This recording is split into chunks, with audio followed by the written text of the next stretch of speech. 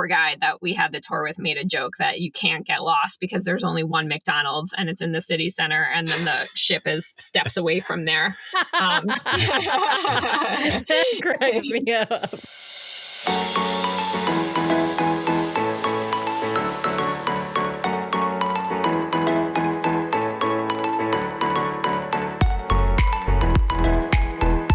Hey, DCL Duo fans, just a quick note before we get into the episode. We had a great discussion with our guests this week about one of the cities that they visited on the river cruise we'll be talking about them with. They went to Budapest, and that's where the cruise ended. And so had a fun little discussion with them about things to do in Budapest, but it made the show run pretty long. So after I extracted it from the show, I decided, what if we put that material out for folks to listen to as kind of extra content?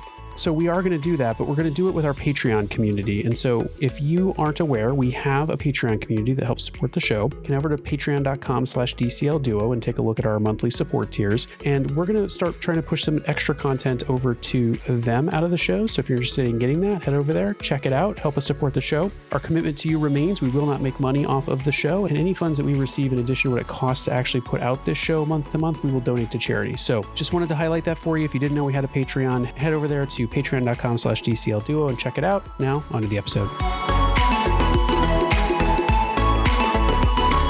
Welcome back, everybody, to this week's episode of the DCL Duo podcast. And we're welcoming back some fabulous guests. Dare I say friends of ours? I think I've called them another fabulous cruising duo, trademarked. But we are excited to welcome back Mikhail and Dan to our show. Welcome back, guys. Thank you so much for having us. I agree. We are friends. So Definitely. I actually was someplace, I forget where. Oh, I was watching Instagram the other day and I saw someone posting about crab in some way, or lobster, Maine lobster in some way. And I was immediately thinking like, oh, that lobster story from the last time we talked. So excited to have you back. We actually ordered lobster rolls after the last time we talked. Yes, after our last show with you guys, after our last recording, I poked Brian into ordering from, I think we ordered from Gold Belly. We ordered some lobster rolls, like make it home lobster rolls. Gold Belly has amazing options. Yeah, they were totally overpriced, but they were delicious. You're supporting a small business and a right, exactly. Business, so. Well, you both just got back from an exciting river cruise that we want to talk about, but I know you've been on before, but get new folks listening all the time. And so do you want to remind people about your cruising background? And you are cruise bloggers, and I know you have a Sometimes Sailing is your cruise blog, but you want to remind folks about your cruising background in your blog? So our cruising blog is Sometimes Sailing, and we focus on small format cruises. We travel, we don't have children, we don't have pets, so we're pretty free to go. And we like the small format cruising just because of how intimate it can be, friends you make, but also just the places you can visit on say a river cruise that you're not going to visit those or carve out time in your itinerary as you're flying across Europe to visit a small town. And the river cruising and the small format cruising really takes you to places that you're not going to normally go to. And we know Mikkel has quite a bit of Disney cruising experience. Mikkel, why don't you just give our listeners an idea of your Disney cruising background as well? Sure. I started going on Disney cruises when I was an intern at Walt Disney Imagineering because we got really good rates, which I heard you can get really good rates right now, too. Yep. We've heard the same. Right. I know a couple people who got amazing Florida resident rates and travel advisor ones, too. But yeah, really great rates, and went with two of my other intern friends, and then I was hooked. And when I met Dan, I forced him to come on a Disney cruise with me. And we have another one coming up next year on the new ship. I've photographed a couple of weddings on Disney Cruise Line. Yeah, love Disney Cruise Line. Big Disney fan at heart. And Dan is my obliging partner who makes me happy. and Mikhail is a fabulous photographer. If you check out her photography on the blog, it's really fantastic work. So visually stunning blog, as in addition to being literally interesting. Literally interesting. A fun read, I'll say it. And we do have in our back catalog, we have some episodes. We have an episode with Mikkel about her Imagineering internship experience. We have also on photographing weddings on board, and some other episodes with Mikkel and Dan as well. So yeah, Maine Windjammers, where we talked about the lobster. That's right. Lobster. Well, we're excited today to talk about your river cruise experience. We have a deep personal interest in this story because we are taking a river cruise next Christmas and going down Nice. the Rhine, I believe it is, from somewhere near Munich to Budapest for the Christmas markets with Adventures by Disney. So when I Ooh. saw that you had taken a river cruise that ended in Budapest, I was like, we have to talk and we'll record it for our listeners. You sailed with, I think we were talking off air, Emerald Cruises, which is a river cruising line. How long was the cruise and where did you start? We sailed with Emerald Cruises, which we absolutely love. They are a river cruising line. Yes, they also have yacht cruises. So they have an Emerald Azzurra ship that's launching early next year. And then they announced that Emerald Sakura. No, Sakara. Sorry, not to be confused with Sakura cherry blossoms, but it's very similar. But we went from Nuremberg to Budapest and we ended up having to jump to the next port because sometimes the water level is too low on river cruises. We can get into that. But the itinerary on paper was from Nuremberg to Budapest. And we added on some days on our own ahead of time in Germany because Dan had never been there. And I love Bavaria and Franconia in Germany. It's, all the timber houses and architecture like Hansel and Gretel that you kind of imagine. Yeah, I'm super excited for you, by the way, that you're going on a Christmas markets cruise. And we have an article on Adventures by Disney that you should check out and everybody listening should check out. If you go to sometimesailing.com and just search Adventures by Disney, it'll come up. Awesome. We will check that out. I also, too, love the Bavarian region of Germany, but for the beer and not the architecture. And I love it for the pretzels, so it works out. We had a Bavarian breakfast. And by way, Dan had the balls to do it. And I should have done it, but I didn't. We were with another friend, too, who was showing us around Germany. And the Bavarian breakfast is a pretzel, a beer, and sausages. all the great things. Yeah, I hope you had a walking tour later that day or something. I think we could do that, but we'd have to share one, and Brian would eat the beer and the sausage, and I would just eat the pretzel. hey, you get half of everything. If you don't want your half, then that's your problem. Nice. Well, so you spent some time in Germany ahead of time. Where'd you go in Germany? We flew into Nuremberg. We spent 2 days there.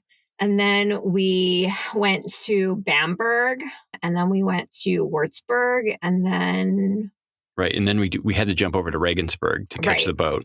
We'll talk a little bit about that. So basically, river cruises aren't on a river, obviously, but the boats don't need that much water to actually sail. I had a conversation with a friend who was really interested in river cruising because she is a little frightened of big cruise ships in terms of, a lot of people have a phobia that they're in the middle of an ocean and they can't see any land or anything. I'm sure there's a name for it, but I don't know the scientific name. And she also has like a claustrophobia, gives her anxiety. So I was telling her that, when we were there, you could probably actually go out of the boat into the river and still be standing and walk if you wanted to. And you always see land. So like, it's great for somebody who maybe has some fears of the ocean. But that being said, we got an email a couple of days before the cruise that said that the water level was too low and that they had made the call to start the cruise in Regensburg and that they were going to either bus people from Munich airport, which, they have everybody's flight info. So they must have known that a lot of people were flying into Munich, or they were going to bus people from Nuremberg, which is kind of where everybody was going to be anyway, because it was supposed to start there. And, could we let them know what we were going to do? So we made the decision just to keep going on the train another hour to Regensburg because we were going to be on the train from Bamberg to Nuremberg anyway. And it's like really just another hour southeast. So that's what we did. And probably a little easier than getting off and finding the bus and all that. Right. Yeah. And it just the flexibility in the schedule. We could show up when we wanted to. And the bus was at 2:00, you have to be there. Yeah. It was actually earlier. So that was like another reason we were like, oh, it's at noon. And I'm like a big person, like knowing where bathrooms is everything to me. And the bathrooms on trains are great in Germany. So I was like, I know the bathroom situation on the train. Let's just stay on there. And like Dan said, having the flexibility, we didn't get there until 3:00 or so. Yeah. Now, did it delay when you guys started your river cruise? Like, did you start a day later or did you just start from the different port? We just started from a different port. And one other thing that I think we should note that we haven't brought up, we sailed on the Danube River.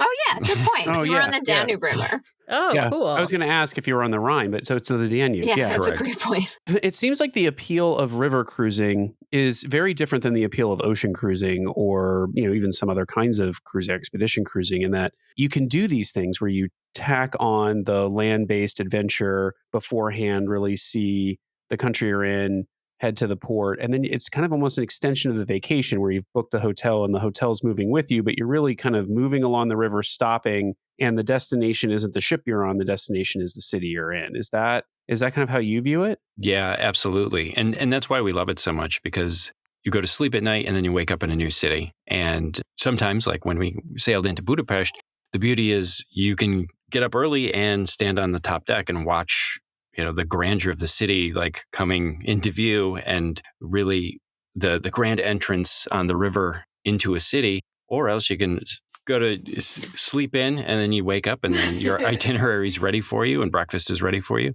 So it's literally a floating hotel, and but the hotel itself is gorgeous, and it has all the amenities that you would want, but it's your transportation. I love the idea of watching the city kind of wake up.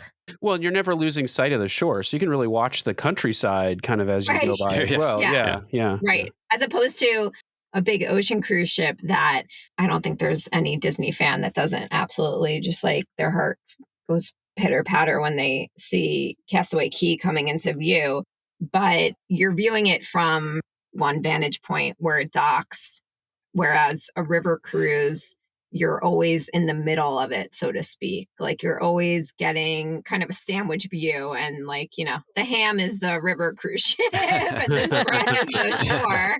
So it's different in that regard. I mean, it's great to come into, Nassau, another cruise port a lot of people know on big ships. It's great to come into Nassau and see other ships and the excitement of that, but it's not really until you walk past the port, past the docks, past all the people selling you shit, first thing, that you get, the view of Nassau. But when you're on a river cruise ship, really literally steps, you get off the ship and you are right next to this amazing city hall from the 14th century, or you can see a fortress from the 13th century.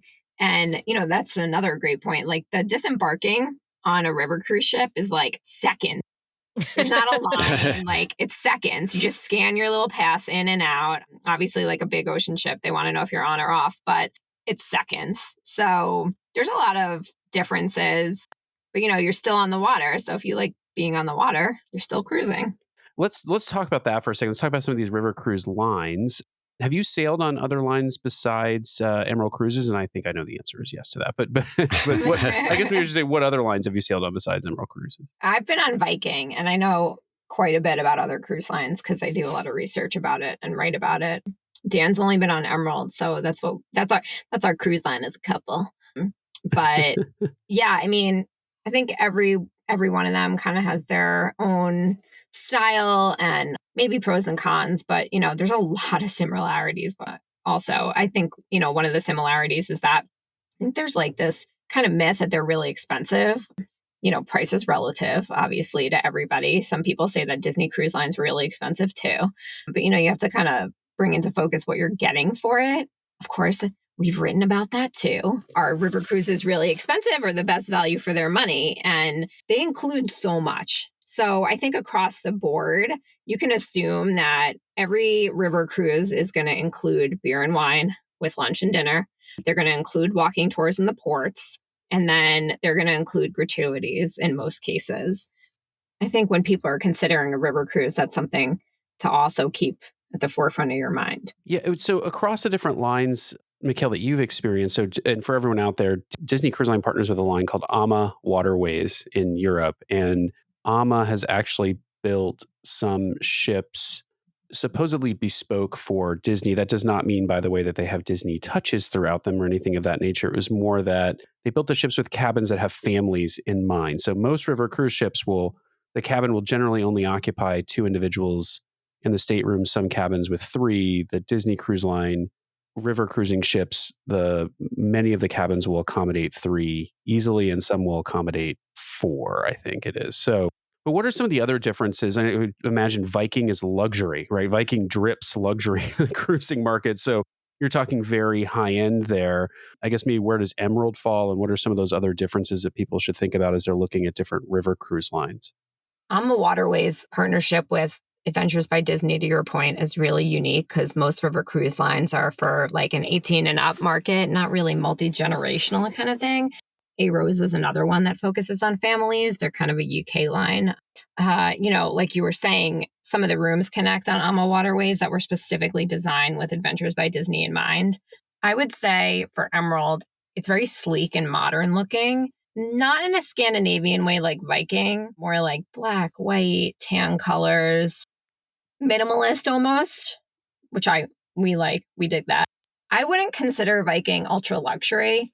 I would consider Viking, I don't know, I almost feel like it's everybody's river cruise line because of their stellar marketing and the amount of advertising dollars they've put behind it over the years. And it's a great cruise line. We like Viking a lot. It's so interesting because I've heard so much about Viking ocean voyages just being like beyond luxury That brand. I could see. Yeah. Okay. Interesting. Yeah. I could see that. Yeah. I don't know why. I guess I see that more for the ocean ships than I do for the river ships. Not to say they're not luxurious, but when I think of like ultra luxury on a river cruise line with a price point that goes with it, I think of like World Boutique, river cruises. There are so many river cruise lines, it would make your head spin. I mean, we have a list that every time we find out about another one, Aqua Expeditions is another one that comes to mind. They have these gorgeous like wood-clad ships on the outside that go on the Mekong River in Asia. And those ships are even smaller.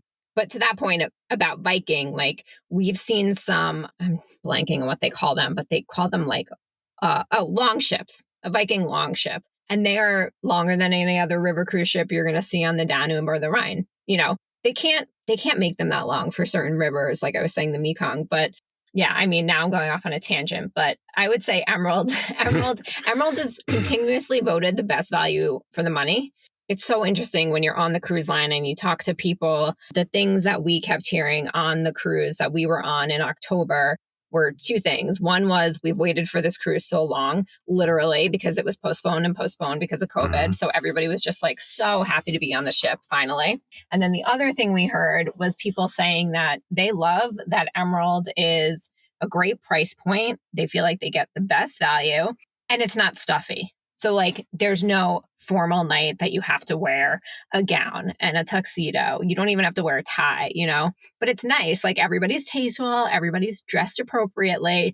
But if for some reason you feel like wearing jeans to cocktails before dinner, like you can, and nobody's going to look at you twice. Yeah, that's really nice. Now, to your point, these river cruises, you can take them all over the world. I mean, I think most Americans, we think of river cruising in Europe. That's sort of the classic example. And that's kind of what I'll tell you, that's what I think of. There are river cruises in the United States. There are river cruises throughout Asia. I mean, these cruises happen all around the world, right? Yeah, absolutely. They happen right here in the States. So think of Queen Voyages goes down the Mississippi or up the Mississippi. And we forget about just the rivers we have here at home and immediately jump to European waterways. Yeah, which is our inclination too. We're not going to lie, but you're absolutely right. I think one of the nice things about the pandemic, if anything was nice about it, was that it opened our eyes to all the United States voyages. And then also even, what about the lakes? The Great Lakes are huge, For anybody listening that's never been to the Great Lakes, if you were on a Great Lake, you wouldn't know that it wasn't an ocean. That's how big it is. I think people envision like a lake, like, I went to sleepaway camp, summer camp, and I think they envision a lake like, that the motorboat goes around so you can go water skiing. But I mean, they're huge. They have a beach just like, the oceans do. And they're huge. And there's like amazing Great Lakes cruise options in the United States. Now, the price point is a little higher for U.S. voyages because for a ship to sail the U.S. rivers, it needs to be flagged American, which means that it has to be made in the U.S. A certain majority percentage of the staff needs to be American, which is great because if people love made in the USA, that's exactly what it is. So I will say the price point's a little higher. So if people look it up and they see why is it so much more expensive than perhaps a European river cruise or a Mekong river cruise in Asia. That's why. There's a cruise for everybody. And I think if somebody wants to try a river cruise, there is a price point for everybody too. Mm-hmm. So what was included on your river cruise? Our river cruise had a walking tour in every port we went to. Another thing that's included is Emerald Active, which is kind of an option for people that want to do maybe a hike or a bike ride. That's included. You just have to sign up for it so they know how big the group's going to be. And sometimes, they have to cap it depending on, where they're going. But you can go or not go. One day we decided to do a hike by ourselves in the afternoon as opposed to go in the morning with the group. But the walking tours are great, give you an overview of the city. There's Emerald Plus. They have a lot of Emerald words. Emerald Plus is kind of an enrichment program on the ship. So there's not a lot to do at night on river cruise ships, which we like. We just need a nice dinner and a cocktail, and then we'll go to bed and wake up in the morning and see, the 6 a.m. view of the river and sunrise. But that's kind of a programming that they do. Like, for instance, we were in Hungary and they brought on a Hungarian band and dancers. That was amazing. When we were on Emerald and we did Amsterdam, from Amsterdam to Amsterdam, it was the Netherlands and Belgium. We had some painting of clogs that we loved. Mm-hmm. That was really cool. We still have the clogs sitting up by our TV. Yeah. We love painting. So that was great for us. And then, there's movies on the ship that they kind of make a pool room multi-purpose. A floor retracts on the top of the pool. So it becomes kind of a cinema at night with popcorn. That's really fun. They have little activities on the ship. They did a putt-putt golf competition one day, and that was kind of fun. Oh, and then there's coffee and tea all the time, but the coffee machine is like a latte macchiato maker. So it's, kind of what you would get at a Cove Cafe kind of thing. Maybe not as custom, but that's Dan's favorite thing on the ship. And they have these little cookies that go with it that you can, it's 24/7. I love seltzer. So they have seltzer. That's what I would pick over, the soda machine on the 9th deck on Disney. So I was going to ask, what's the size of these ships? They are not ocean liner ships by any stretch of the imagination, but what is the size of the ship that you were on and how many people are on board? I believe the capacity is 186 on the ship we were on, and there were only 76 people on it because of the pandemic.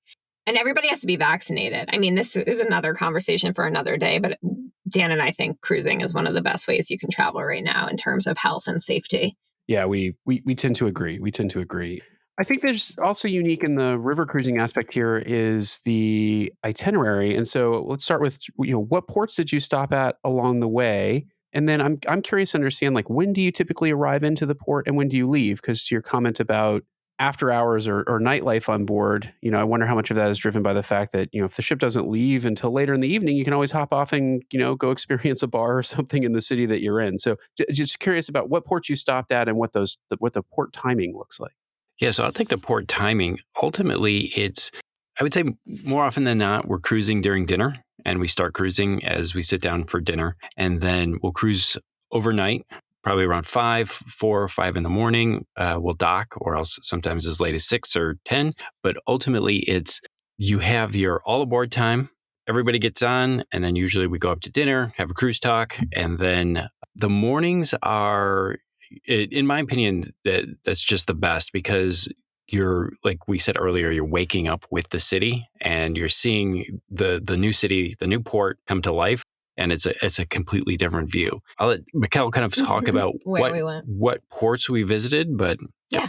So we were supposed to start in Nuremberg. We didn't because of the water levels. Luckily, we were there earlier. And Brian, this is back to what you said that you could add days beforehand. Emerald Cruises has an option for our cruise. You could have added on Prague, actually, which is sort of surprising because it's the Czech Republic, not Germany, where it started. But we started in Germany, the two of us. We didn't add on through Emerald. We have a friend that was in the area, so we kind of palled around with her for a little. But Nuremberg and then Regensburg, which is another charming town in Germany on the Danube River. We went to Passau, which is in Germany as well. That's where 3 rivers converge, the Ilz, the Inn, and the Danube River. It's spectacular. If you go to our Instagram account at Sometime Sailing, you'll see we put a photo up It's like really spectacular. And it's a cute little town, really walkable. All these towns are really walkable. They all have like, an old city center, just like you would want in charming European cities. We went to Melk, which is in Austria, and it also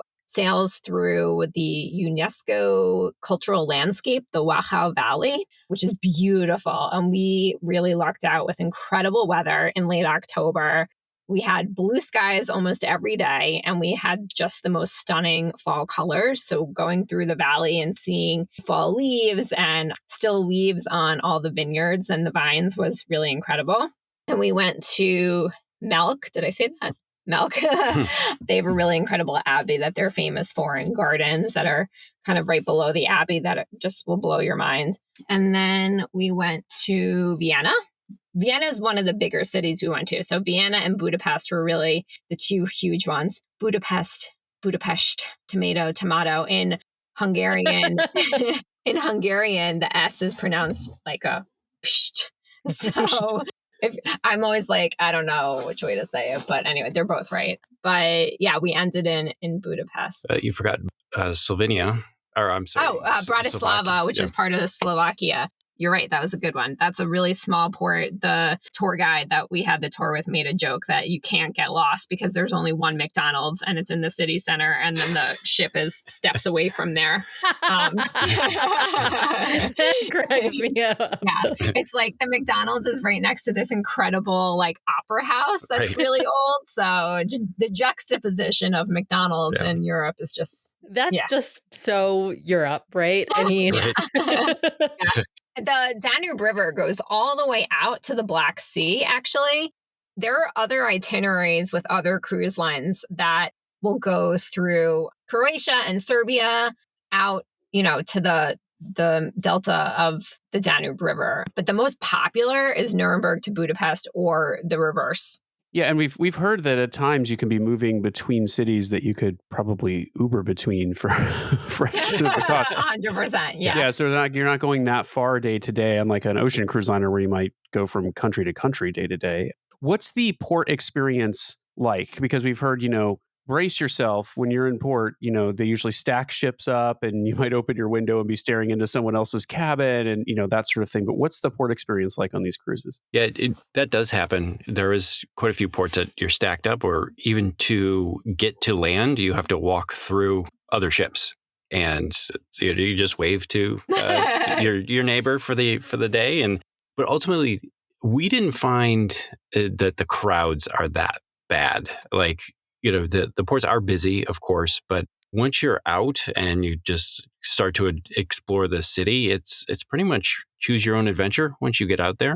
It's not like Castaway Cay where you've got the masses that are right there at the port. Plus, it's not, most of the ports is not like one or two single sources of entry. So it's spread out along the river. So maybe it's 400, 700, 800 yards of people getting off the ships. And each ship only carries, 200. Less than 200 people. Yeah. Sometimes in ocean cruising, you're so far from the ship that even though, quote unquote, all meals are included, you're not going to go back to the ship because it's so far. Like once you go back to the ship, you're staying there. For river cruising, not a problem to go back to the ship for lunch and then go back into the port because it's only steps away.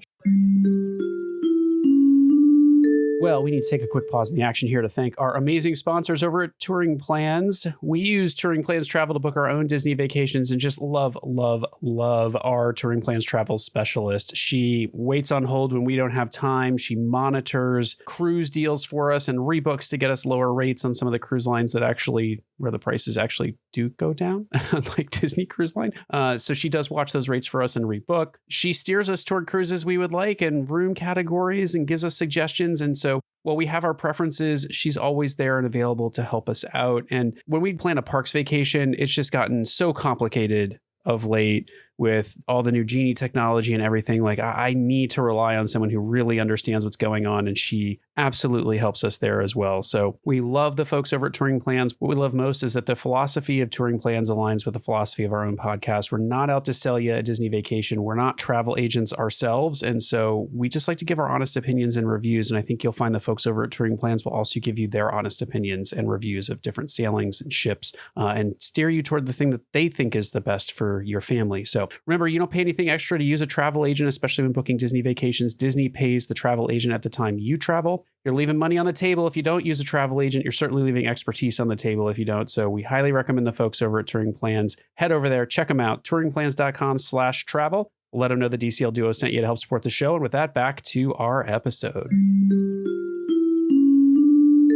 Well, I was gonna ask about that because, one of the nice things, or I guess one of the things I enjoy about going to Europe is sometimes getting to experience the local food or find that fun little bar or restaurant that's off the beaten path that people really like.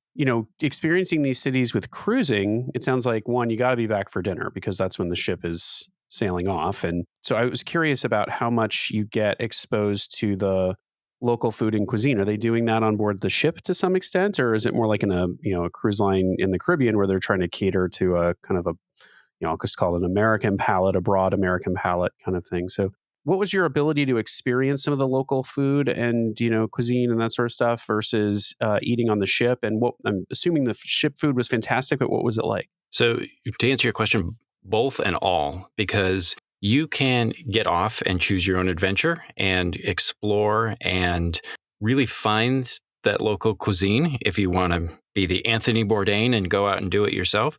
But the beauty also is on the ship, they try really hard to encapsulate where we are and bring that on board. So from the entertainment to the meals, they try to really leverage the local taste, the local customs, and then the local cuisine. So you get that experience both places. You can do it onshore or on the ship.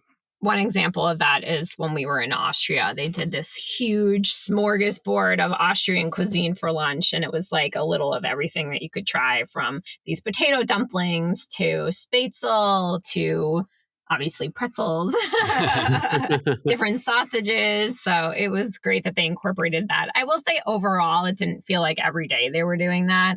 I mean, if you really wanted to have a beer in a pub, we like doing that. So we did it a few times kind of as a break from walking and just to kind of see what the local bar was like. So make no mistake about it. You're not going to substitute the experience of having a glass of wine on a vineyard along the Rhine on a ship. But oftentimes they do programming that will put you in the center of that. I know on Emerald, we had in Regensburg, a guided group trip to Rathskeller. It's, I'm like, bar inside in the basement. It's when we were there, all the beer gardens closed down just because of the time of year. It was too cold outside and they don't like using heaters because they're not great for the environment. So yeah, we had an excursion that you could kind of, go with the activity manager and go there. They do their best. If anyone's curious, we have an extensive article on our website about the food on Emerald Destiny with awesome, very delicious lists of everything we ate for the most part. I want to know about these excursions because I know you said earlier in the show that the walking tours typically are included as an excursion for each port that you're going to. What kinds of excursions are available? With a lot of Emerald, what we enjoyed is, so you have, the typical thought is that there's an older clientele on river cruising. And so we were skewed on the young side for the cruise we were on, the specific cruise we were on. But the activity level for the excursions was, well, this is a light walking tour, or this is more of a brisk walking tour. So you could kind of choose what suited you. And those walking tours were just one of many. So there was food tours. We also did, there was biking. There was one group that we left them in port with some bikes and then they met us at the next port. So that was like a 22-mile bike, I will say this. We were maybe some of the younger generations on the cruise, but I have to say we could not hang with the athletes on the cruise because certain people were like in their 60s, 70s were like, oh, are you going on the biking tour? And we were like, no. And they were like, oh yeah, we're going to go. We do this all the time. And we were like, holy crap, there's no way. Yeah. So 22 miles of biking. Wow. Yeah. Oh my, against the wind, against the wind. So yeah. Or even some of the hikes, I was like, I looked up the mountain and I'm like, there's no way. Like, let's just stay on, level grounds in the port. You're doing like the level 1 hiking while like there's like 60 and 70-year-olds doing like the level 4 hiking. It just puts us to shame. I mean, inspiring to say the least.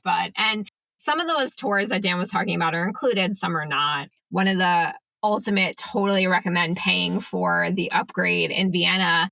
They organized a private concert in one of the, famous concert halls. It was kind of like a room, but the ceiling was just phenomenal. I mean, it was hand painted, and it was where Beethoven debuted one of his, symphonies. I don't remember it, but it was amazing, and that was an upgrade because the artists have to be paid, so that was not to be missed. Their capacity was like 100 guests they could have done. Yeah. They were pretty close to that. Almost everybody that was on our sailing, there were 76 people went. Obviously, there was extra room because capacity is 100, and even if 70 people went, it was amazing. I mean, standing ovation all around. So yeah, some things you pay for. There's the walking tour included. It depends on the port, but that's between 1 to 2.5, usually 1 to 2 hours. So, you have the rest of the day to explore. We met a couple on board that almost just they wanted a river cruise that accommodated the dates that they had free in Europe. They paid for it, and they didn't do a single thing with the group. And we would just hear about their adventures, when we met up with them at the bar later on, and they went Segway touring, and they went, they paid for all this on their own. But that was the nice thing. Like, they knew it was included, and they were like, we're going to just go march to the beat of our own drums. What's life like aboard the ship? So, like, what sorts of amenities are available to you, and do you really have a chance to take advantage of them when it sounds like you're spending most of your time off the ship, right? There's no, I'm not aware of there being like a river day, like their day, like a sea day, right? Like, the point is you sail, you stop, you get off, you see a new place, not that you are just sort of hanging out on the river. But yeah, what's life like aboard the ship, and what kind of amenities should folks expect? Well, you can carve out kind of whatever day you want on the ship. So think of it like a hotel. So we had a pool, we had a gym, a lounge, we had a sun deck with track around the top. So if you want to do some running, there was a miniature golf area on the sun deck, the coffee machine. So you got to get a coffee and then get a cocktail. And then, so you can go indoors, outdoors, pretty much whatever the amenities you'd have at a hotel are there on the ship. So if you want to hang out in your hotel room, you can do that, or else hang out on property. You can do that, or else go explore the cities. I have to say that we like the kind of less options because a lot of options get overwhelming. Sometimes, just like going to Disney World, it's like not a vacation when you're going from park to park, or like when you're on a big cruise ship and you're go-karting, and then you're rock climbing, and then you're doing the wave thing to, body surf or whatever, it's great to have these options, especially for kids. But, there's a reason that a lot of river cruises are 18 or older, because they're accommodating kind of a clientele that is wanting a slower pace situation. There are options, especially like bring a book, the Wi-Fi did work. We were like looking up YouTube videos for something when we were in our stateroom. That's another thing. Wi-Fi is included, not included with most ocean cruises. And, one of my favorite things to do is to enjoy the balcony in our room. So on Emerald, there are these panorama balconies, and the full, floor to ceiling window kind of comes down halfway and it becomes a balcony. And even in October, the weather was amazing. And I, opened it, and Dan and I were enjoying that a couple of times. And on this sounds kind of lame, but I loved it. Like the TV in our room became, they had the fireplace like Netflix does, that I was like totally digging, especially with crisp air coming through. They have like classical music playing with it. You can watch a movie in your stateroom. You can watch a movie on the ship at night when they have movies in the pool area that converts to kind of a cinema. So there are definitely options. And, like you guys said, great point. Like there's not really a day at sea kind of thing like there is on an ocean ship. So there's definitely enough to do. You're not bored. And on top of it, there's other people who are sitting there having coffee or cocktails, and you make conversation with them. You can play board games with them and all that jazz. So, and not every river cruise ship has a pool. That's another thing that AMA Waterways, like you guys were saying, how they worked with Disney to design their ships. There is a pool on the top deck of AMA Waterways because they're catering to a clientele, and they, kids love pools usually, but not every river cruise line has a pool. Hey, I had another question on a different category that we haven't talked about, which is COVID precautions. One thing you did mention at the beginning of the show. How do we get 3/4 of the way through a podcast these days and not talk about COVID protocols? But I know. So you did mention, Mikkel, at the very beginning of the show about everybody being vaccinated. So I won't ask you about that. My question is, what, if any, protocols did they have? What was, masking like, or social distancing? What, and obviously you're going in and out of cities. Like, what did all of that look like? We have a really good story. Yeah. Ironically, we had to postpone this trip once before because Mikkel got COVID. Mm-hmm. And yep, surprise. Yeah, surprise. Yeah, so we were able to postpone, and everything worked out great, and everything is fine, and she's fine. The ship itself, like we said, everybody has to be vaccinated. So that's crew and that's guests.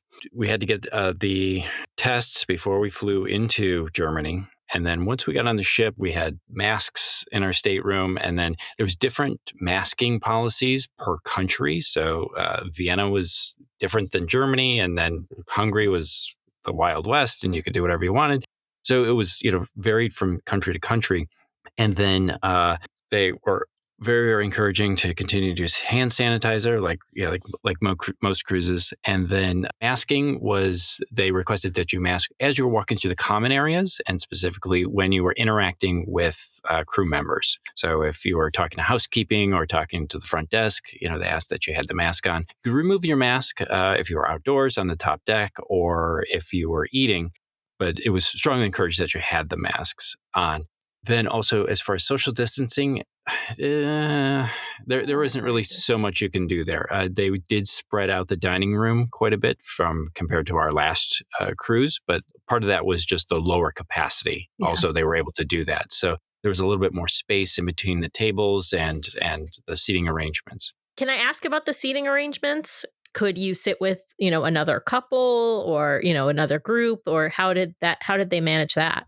So you could kind of really whatever you were comfortable with. So there was 2-seaters, there was 4-seaters, and then there was like bigger 8-seaters.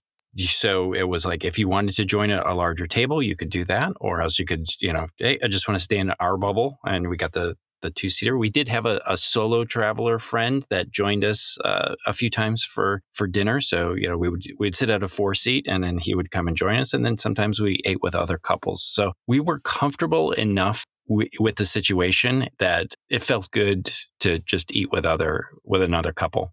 The mask situation that Dan was saying in Europe differs from country to country. We had, our cute, I'll say my cute leopard mask, because Dan wears a black mask all the time, with us. And when we were in Nuremberg, we were asking about the train system. And the person at the front desk said, "Oh, is that the mask you're going to wear on the train? You can't wear that mask. You have to wear an N95 mask here." They said they're really strict about it. So when we got on the ship, we actually weren't that surprised to see that they provided several kinds of masks for us in our room, and hand sanitizer, which was kind of new. There's hand sanitizer everywhere on a cruise ship. That's the same with river and ocean cruise ships. But this time there was hand sanitizer in our room, which was actually the same when we were on Main Windjammer too this year. So, to the mask fact, and I think with the variant and everything, I don't really see that going away anytime soon. How is it traveling there and back? There's a lot of complexity in terms of getting in and out of Europe right now. And you started in one country and left out of another. So is that manageable? And were there the U.S. testing requirements in place at the time you came back? They were a little different. Right now, it's 24 hours. We're recording this podcast in mid-December. I think it's always important to note the date because of things changing so rapidly.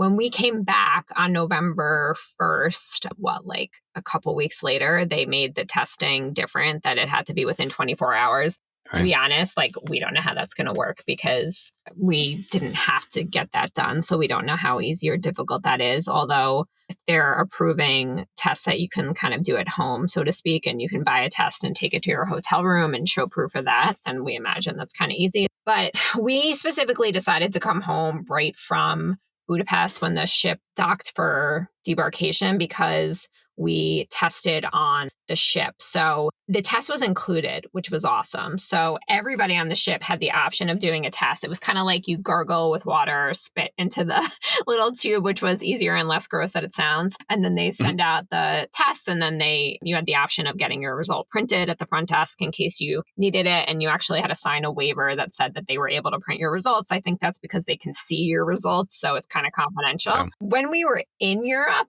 we saw that there were actually testing sites kind of all over, and it was a lot easier than we thought it would be. So in hindsight, we probably would have stayed a little had we known that, but we were a little apprehensive because we didn't know, a foreign country, even though we're avid travelers. We were like, oh, do we really want to add another layer? The biggest hurdle for us was that it wasn't even a hurdle, it was just confusion.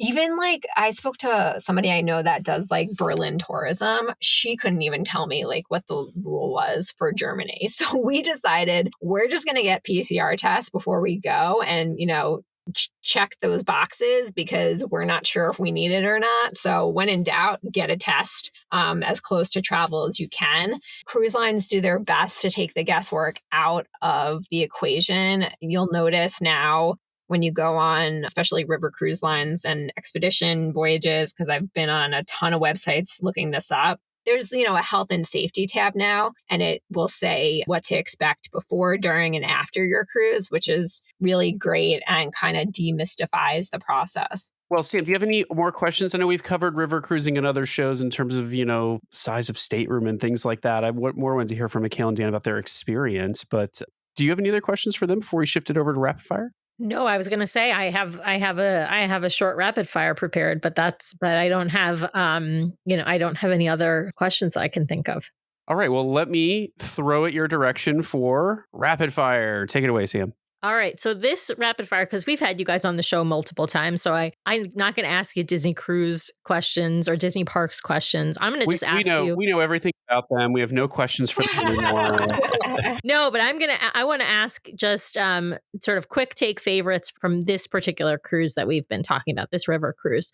So what was your favorite port, Mikhail? Passau, because we happened upon a dachshund museum. Dachshunds, they're Dackels in German, and we don't have a dog, but if we had one, it would be a dachshund, and I'm obsessed with them. And we were counting them every day as we saw them. And then of course I wrote about it. It's on sometimeshome.com, but we were walking through town, and all of a sudden Dan was like, it's a dachshund museum. And I was like, what are you talking about? Anyways, it was just the most incredible experience. And the guy there was so nice. And so it's Passau. What about you, Dan? I would say Vienna. You could tell Vienna has something really important happened there. And you just it used to be the center of a lot of things. So the history was great. And then I got to look at some great watches while I was there. So that's true too. That was exciting. If you have a passion for music, even if you just appreciate music, you cannot deny the incredible musical things that happen there. Yeah. All right. Favorite excursion. Dan, let's start with you. Favorite excursion is the classical music experience that we had in Vienna. Yeah, I'm going to agree. It was just it blew my mind. They just played song after song, and you're like, oh my God, I know this song. I know this song. I know this song. And even if you think you don't know a lot of classical music, I'm like, all these hits happened here. It was Z100 back in the 17th century. Z100. Oh my goodness. Mikhail is aging us New Yorkers. That All right, favorite onboard activity. So, thing you like to do on the ship. Mikkel, let's start with you. I loved being in the lounge area and just having a cocktail and schmoozing with other guests. Just people are so interesting. And, we met this guy, Randy, that is from South Carolina, not too far from us. And his wife, Rebecca, was a ballerina dancer. She was on the ship, and he, his company invented the squeeze sour cream packaging and the packaging when you open the Oreos, that you can reseal. I was like, my mind is blown. People are fascinating. When else would I have met you in this world? So cocktails and schmoozing. What about you, Dan? I would say it was the coffee maker. I still love those. He loves that. Making and drinking coffee. Love it. It's like R2D2 is making me coffee, and it's so interesting. Cool. Love it. Favorite food you had on board? Dan, let's start with you on that one. Probably the Vienna day or the Austria themed lunch was phenomenal. Schnitzel and and pretzels and sausage, beer. And beer. All the things. There are two that stand out. One was I think the first night there was this Arctic char, which is pretty much like salmon. It's in the salmon family with these mushy peas, and it was phenomenal. I loved it. And then also they have an Emerald Classics menu that you can get all the time if nothing on the, daily menu appeals to you. And it's grilled salmon or grilled chicken or sirloin steak. And I got the sirloin steak one night and it was so freaking good. Dan got it the next day for lunch and then I got it again for dinner another day. It was one of the best steaks I've had. Favorite space on the ship. So favorite location on the ship. Mikkel, let's start with you. I loved our cabin. It had the panorama balcony we were talking about. I even did an Instagram reel and TikTok video about how awesome the bathroom is. Including the shower that the shower head goes up and down, which is great because I'm 5'1" and Dan's 6'2", and the water was piping hot every day. The cabin was great. Of course, we wrote about the cabin so you could see it on Sometimes Sailing, but a whole post about the cabin because it was just so great. It is a hidden gem that's right in front of your face. That's awesome. Dan? I would say sun deck because you can get out, get some fresh air, and then see the scenery. And there's always people up there to talk to or and just have that experience. Side note, I did enjoy the gym just because I could go there and have my little space and at least feel like I'm being productive. Listen, you did a lot of walking. You don't have to go to the gym. You did a lot of walking. Yeah, take your Fitbits with you. What's next for you guys? What's your next cruise, river or ocean? And who are you going to be on? And where is it going? Yeah, let's tell them. Well, now I'm intrigued. We're going to Antarctica. Oh my goodness, you guys. Yeah, with Atlas Ocean Voyages. That's amazing. When is that? Valentine's Day. Yep. Oh, so soon. Wow. That's awesome. Okay. All right. So you heard it here first. Early March podcast on Antarctic cruising. They're coming back to talk about about Antarctica. That's the first place we've actually publicly announced it. So awesome. Fingers crossed, knock on wood, I don't get COVID again. Oh, God. Or that Dan doesn't get it. Well, as always, it has been fabulous talking to both of you. I'm so excited to hear more about this Antarctic cruise. People are envious of us. I'm envious of you. So everyone out there, you should be envious of them. There's probably somebody that they're jealous of, Brian. So I'm sure. I'm living vicariously through Dan and Mikhail, at least until Nathan's out of the house and I can just go sail wherever I want. And we don't have dogs. We have 2 dogs. So that's the other. Yeah. Well, do you want to remind folks where they can find your fabulous blog and all your fun photos, Mikhail? I know we said at the top of the show, but would love to give you another opportunity to plug those blogs. Sure. Thanks for asking. It is sometimessailing.com and sometimeshome.com, at sometimeshome on almost all social media, including TikTok. And we are at Sometimes Sailing on Instagram and Facebook, and at Sometimes Sail on Twitter because they have a character cap for your name. Oh. Yeah. And if you're interested in river cruising, I obviously I'm biased, but we totally recommend go to sometimessailing.com. There's articles about, ocean versus river cruises, some interesting things that you might not have considered that could sway you for or against either one. We have, what to expect for your first time on a river cruise. We have an article about 12 reasons that we think that cruising is the safest way to travel during a pandemic and beyond. 11 ways to surprise someone with a cruise. That's really popular right now on our website. So a lot of great content, and we are so grateful. We just adore you guys. So thank you so much for having us. Same. The feeling is mutual. Fantastic as always. Thank you so much for coming on. Great. Thank you.